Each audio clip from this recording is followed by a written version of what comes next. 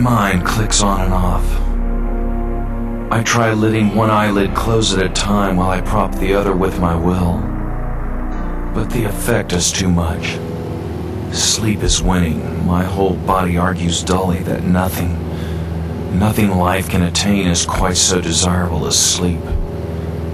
My mind is losing resolution and control. Flying solo for 33 hours and 30 minutes straight, his objective was to be the first to fly non-stop from New York to France, while Charles Lindbergh made history by traveling over 3,600 miles across the Atlantic. He also provided the aviation community with insight as to what it's like to fly when one is deprived of sleep or simply too tired.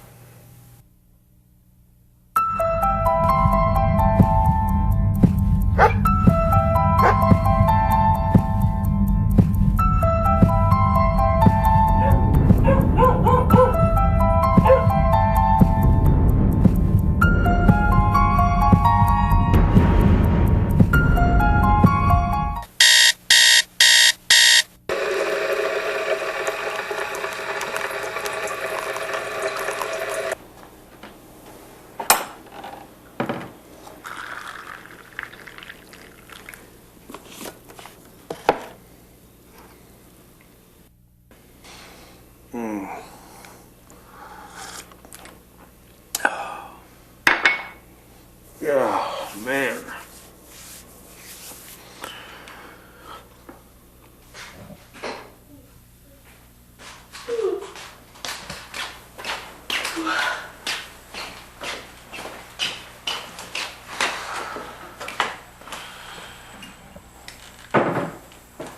Mom, you look terrible. I feel terrible. I'm beat. Did you get any sleep at all? No, I think I tossed and turned till 4, I think. You tossed and turned. I'm sorry, I kept you awake. I'm sorry. But you're not going to fly, are you?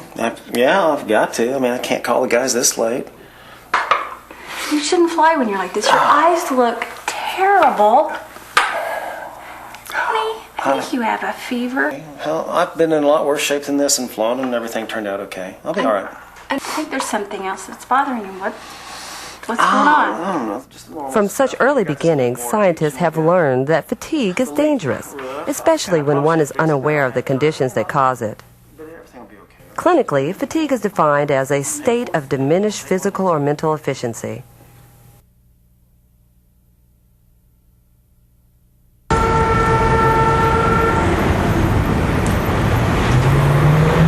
Numerous occupations necessitate that their employees conduct shift work.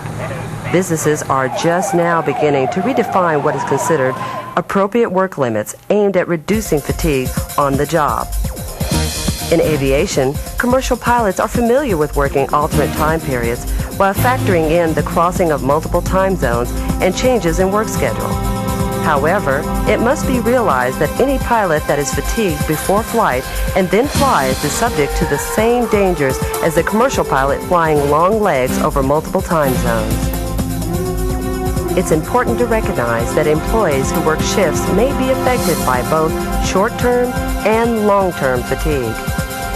Shift workers subject themselves to increased risk of lowered alertness and reduced performance capacity, especially during the first few days following a shift change.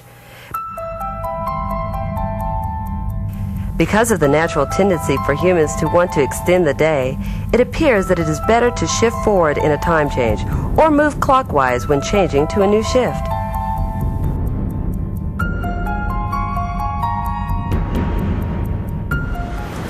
Short-term fatigue, also known as acute fatigue, is typically experienced at the end of a long, hard day. While long-term fatigue, also referred to as chronic fatigue, develops over a period of time, it can sneak up on you and it has serious physiological and psychological effects. Fatigue is something that affects everyone, particularly those in the aviation community. A NASA study of regional airline pilots found that 89% rated fatigue as a moderate to serious concern. 88% say that fatigue is a common occurrence, and 86% of regional airline pilots report that they have not received any training from their companies on the topic of fatigue. Here are some observable effects of fatigue. loss of appetite, weight loss, insomnia, depression, Ready to take your plate?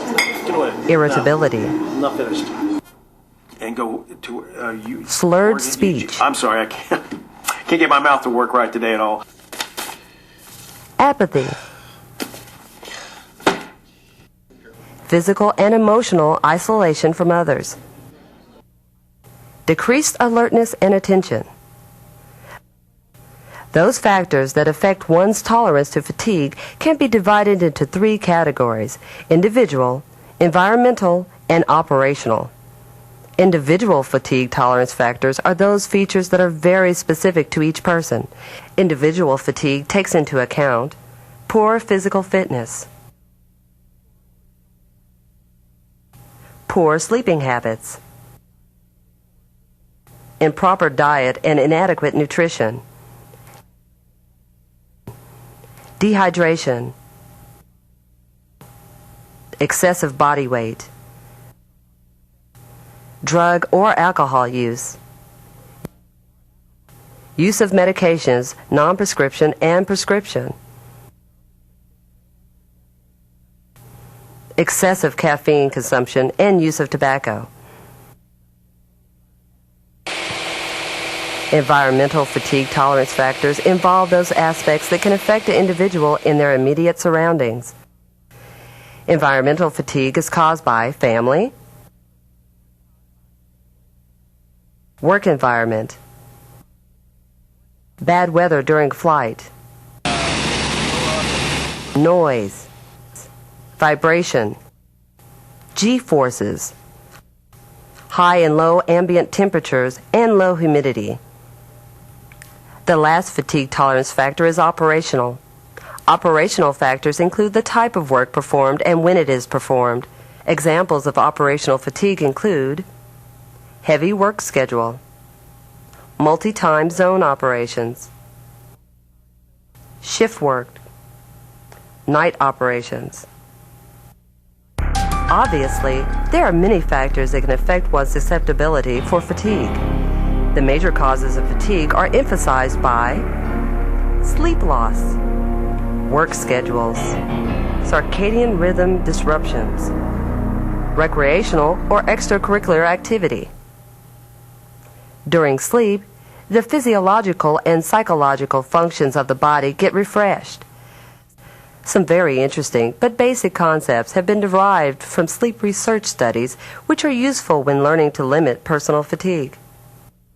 Sleep is as necessary as food and water. Humans require about 7 to 8 hours of sleep each day. Your personal sleep requirements may vary, and the amount and quality of sleep you get is likely to change throughout your lifetime. Because of these changes, people tend to underestimate their sleep requirements. Sleeping fewer hours per day than what is required results in sleep loss or a sleep deficit. This loss is cumulative and results in sleep debt. However, to successfully recover, a person does not have to sleep the same number of hours that were originally lost. The most notable recovery feature from sleep debt is an increased depth of sleep rather than an increased duration. As one might imagine, there are several causes that contribute to sleep loss. They include circadian rhythm disruptions, sleep disorders, use or abuse of alcohol and drugs, excessive consumption of caffeine, bad sleeping habits, an uncomfortable sleeping environment, use of sleep aids. Over time and with age, nighttime sleep becomes shorter, lighter, and more disturbed, with more awakenings. Regardless of the cause for sleep loss, the physiological effect is fatigue. Some normal daily activities may disrupt normal circadian rhythms, which may lead to sleep loss and fatigue. Circadian rhythm is defined as a biological cycle of approximately 25 hours. This rhythm determines the physiological behavior or activity levels of all body functions. the succession of day and night, changes in ambient illumination, the timing of meals, as well as physical and social activities all affect the circadian rhythms of the body. As a pilot, the greatest threat to your circadian rhythms is flying through multiple time zones. A rule of thumb for time adaptation is this. For every 1 hour of change, 1 day is required for adaptation, with complete adaptation taking at least 3 full days. It is easier to adapt to time changes for westbound flights because it involves extending the workday, rather than eastbound flights where the day is shortened. Since everyone is physiologically different, factors affecting adaptation rates will vary with each individual. Vacations, social events, and recreational activities tend to disrupt normal sleep habits and circadian rhythms. As a result, we tend to overestimate our energy levels during these functions. The fatigue problem begins when we are required to return to our routine schedule after participating in such activities. So how does fatigue affect performance in the flying environment? Persons suffering from fatigue are more apt to demonstrate these symptoms: channelized attention, poor judgment, slowed reaction time, inattention, ease of distraction, technical errors resulting in task saturation. Fatigue is a safety of flight issue.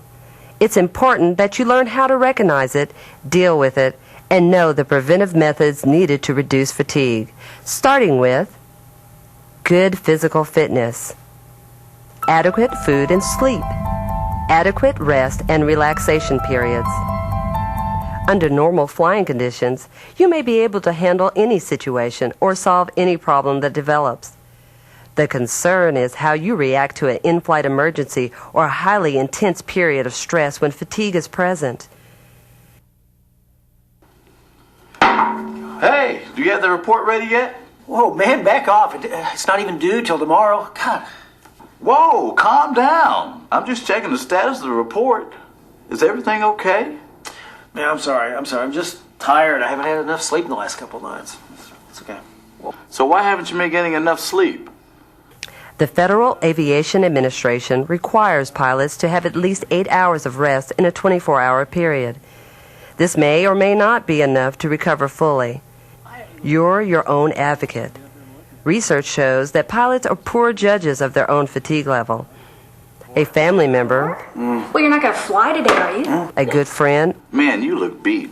Should you be flying today? or another crew member may be able to assess your level of fatigue better than you can. Get someone else's input before putting yourself behind the controls. As a review, fatigue is defined as a state of diminished physical or mental efficiency. Pilots and crew members may be affected by both short-term and long-term fatigue. Some observable effects of fatigue are loss of appetite, weight loss, insomnia, depression, irritability, slurred speech, apathy, physical and emotional isolation, decreased alertness and attention. The factors that affect tolerance to fatigue are individual, those that are specific to each person, environmental, those that can affect the individual in their immediate surroundings, and operational, factors from the type of work performed and when it's performed. The major causes of fatigue are sleep loss, work schedules, circadian rhythm disruptions, recreational or extracurricular activity. The unfavorable effects of fatigue on flying skills are channelized attention, poor judgment, slowed reaction time, inattention, ease of distraction, task saturation. Pilots are poor judges of their own fatigue level. A family member, a good friend, or another crew member may be able to assess your level of fatigue better than you can. I'll tell you what I'll do. I'll take your flight today. You go home and get some rest. Get someone else's input before putting yourself behind the controls. Fatigue is something that can be prevented by taking appropriate preemptive measures. Plan to get enough sleep. Do what you need to do to ensure quality sleep, even if that means wearing earplugs and an eye mask. Eat well and exercise. Reducing your chance for fatigue potentially reduces costly errors.